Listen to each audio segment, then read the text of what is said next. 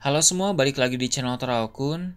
Sebelum pembahasannya dimulai, silahkan klik tombol subscribe dan aktifkan lonceng notifikasinya supaya kalian gak ketinggalan info dan teori terbaru seputar One Piece.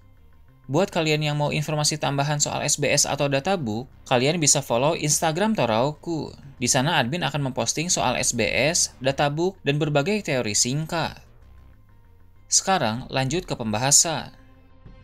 Pada forum One Piece di Twitter yang bernama PewPiece, telah muncul preview soal One Piece chapter 1103. Untuk yang belum tahu, PewPiece adalah akun yang paling cepat memberikan spoiler One Piece. Di sini tertulis final besar di arc Egghead. Kuma dan Bonnie menghadapi perubahan yang dramatis. Kemudian tertulis juga apa yang akan terjadi kepada mereka selanjutnya. Itu berarti flashback Kuma memang benar-benar berakhir pada chapter 1102 yang lalu. Sehingga pada chapter 1103 ini, cerita akan kembali ke masa sekarang dan menyoroti Pulau Egghead. Cerita dimulai dengan memperlihatkan para ilmuwan yang melarikan diri dari pulau tersebut. Bila kita ingat kembali dalam chapter 1078, para ilmuwan itu disuruh segera berlayar oleh Sentomaru sebelum angkatan laut tiba. Mereka pun lari sekuat tenaga menuju ke dalam kapal. Namun, ketika pasukan angkatan laut tiba dan Saturn menerima laporan soal para ilmuwan telah melarikan diri, Saturn memerintahkan angkatan laut untuk mencari mereka. Saturn khawatir para ilmuwan itu telah mengetahui sesuatu yang bersifat rahasia, sehingga mereka tidak bisa dibiarkan lolos begitu saja. Saturn ingin mereka segera ditemukan dan ditenggelamkan. Dalam chapter 1103, beberapa kapal angkatan laut telah menemukan lokasi mereka, sehingga para ilmuwan itu berada dalam bahaya besar. Namun tiba-tiba kapal angkatan laut itu diserang. Mereka mencoba melawan, tapi musuh itu terlalu kuat sehingga para pasukan angkatan laut di sana kalah dan para ilmuwan pun selamat. Armada besar sedang datang ke sana dan mulai menyerang kapal-kapal angkatan laut. Armada itu dipimpin oleh Orlombus, sang kapten divisi ke-7 dalam armada bajak laut topi jerami. Sebagai informasi, Orlombus ini merupakan kapten dengan jumlah pasukan yang paling banyak dalam armada besar bajak laut topi jerami. Seperti janji yang dibuat antara Luffy dan para kapten divisi, mereka memang akan saling bantu saat dibutuhkan. Orlombus merasa bahwa pada saat inilah Luffy memerlukan bantuan. Di pantai Pulau Egghead pun terjadi perang antara armada angkatan laut menghadapi armada Orlombus. Setelah itu, para kapten divisi lain dalam armada bajak laut topi jerami satu persatu mulai bermunculan. Sehingga lengkaplah para kapten divisi armada bajak laut topi jerami yang datang ke Pulau Egghead. Rasanya memang sudah waktunya bagi mereka untuk muncul karena cerita telah memasuki saga terakhir.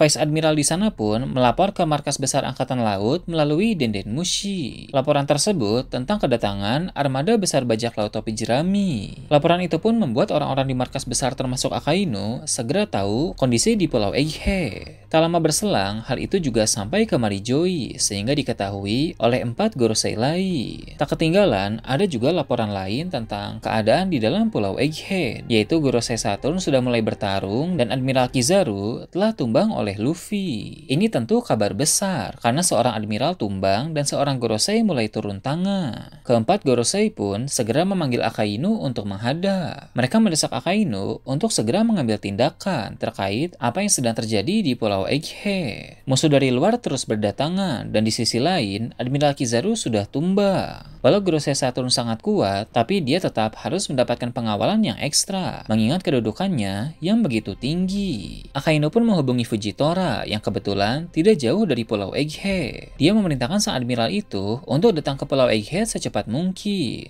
Selain menugaskan Fujitora, Akainu juga mengirim pasukan tambahan. Beberapa Vice Admiral baru yang didapat melalui program wajib militer ikut dikerahkan. Dengan begitu, kita akan bisa melihat seberapa kuat mereka. Beberapa di antaranya adalah Momo Usagi dan Tokikake. Mereka adalah Vice Admiral baru yang kekuatannya hampir mengimbangi admiral yang baru karena mereka ikut bersaing dengan Fujitora dan Ryokugyu dalam memperebutkan kursi admiral 2 tahun lalu. Tak ketinggalan, Akainu juga mengirim Serapim Crocodile, Serapim Doflamingo, dan Serapim Moria ke Pulau Egghead. Dengan begitu, lengkap sudah semua Serapim hadir di Pulau Egghead. Dengan ditugaskannya Fujitora, Vice Admiral baru, dan para Serapim ke Pulau Egghead, maka konflik dan pertempuran di sana akan menjadi semakin kompleks. X. Di dalam Pulau Egghead, Luffy sudah bangkit kembali dan siap menghadapi Saturn. Luffy pun akan merasakan aura keberadaan yang luar biasa dari Gorosei itu. Luffy akan berkata bahwa pancaran aura darinya lebih mengerikan dibanding aura keberadaan Kaido. Dengan begitu, maka Luffy akan fokus dan bertarung dengan sebaik mungkin, sebab dia tahu musuh di hadapannya benar-benar luar biasa.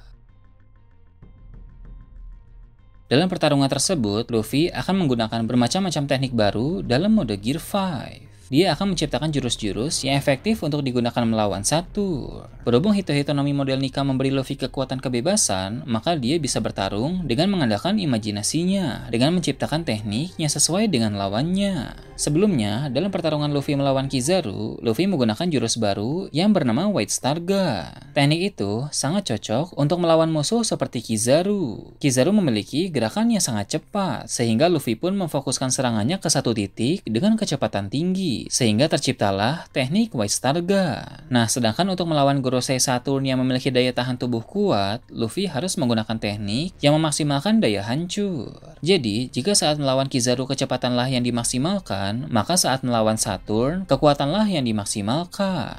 Bukan hanya kebangkitan Luffy saja yang membuat Saturn kerepotan, namun Kuma juga sudah muncul di sana. Berhubung flashback Kuma kemarin telah berakhir, maka sudah hal yang wajar jika Kuma juga muncul pada chapter kali ini. Setelah beberapa waktu yang lalu dia menghilang dari Mary Joyce, ternyata pada chapter 1103 ini, Kuma datang ke Pulau Egghead. Dia akan melaksanakan misi terakhirnya, yaitu meledakkan diri bersama Saturn. Ledakan ini akan sangat dahsyat dan pasti membuat Saturn sekarat. Namun, meskipun ledakannya sangat dahsyat, tapi tidak akan berdampak terlalu luas pada lingkungan sekitar, karena Kuma akan mengurung dirinya bersama Saturn di dalam ruang Nikyu Nikyu no Mi, sehingga yang terkena dampak ledakan hanya Kuma dan Saturn saja. Sementara itu di Mary Joyce, keempat Gorosei akan terus membahas mengenai kekacauan yang terjadi di Pulau Egghead. Mereka akan membahas tentang potensi semakin banyak pihak luar yang datang ke sana, karena peristiwa itu bisa mengundang semakin banyak orang untuk terlibat dengan berbagai tujuan. Kemudian, mereka pun akan membahas dampak apa yang mungkin ditimbulkan dari pertempuran Pulau Egghead. Mau bagaimanapun hasilnya nanti, insiden di Pulau Egghead pasti akan mengguncang dunia dan memberi dampak yang sangat signifikan. Pihak pemerintah dunia pun harus bersiap dengan kemungkinan dampak apapun yang akan terjadi. Saat keempat Gorosei sedang membahas tentang pertempuran di Pulau Egghead, Garling Vigarland masuk ke dalam ruangan para Gorosei. Dia berkata bahwa kejadian di Pulau Egghead memang menarik perhatian, tapi ada hal lain yang juga tidak kalah penting dari itu. Menurut Garling, aksi-aksi dari pasukan revolusi harus segera dihentikan, sehingga Ksatria Suci akan memulai serangan pertama mereka kepada pasukan revolusi. Selain pertempuran Pulau Egghead yang semakin besar, perang antara Ksatria Suci melawan pasukan revolusi juga akan segera dimulai. Nah, itu tadi berbagai hal menarik pada chapter 1103. Gimana menurut kalian? Silahkan tulis di kolom komentar di bawah. Oke, segitu aja untuk pembahasan kali ini. Jangan lupa like, share, dan subscribe untuk video menarik selanjutnya. Gue Toraukun, Shambles.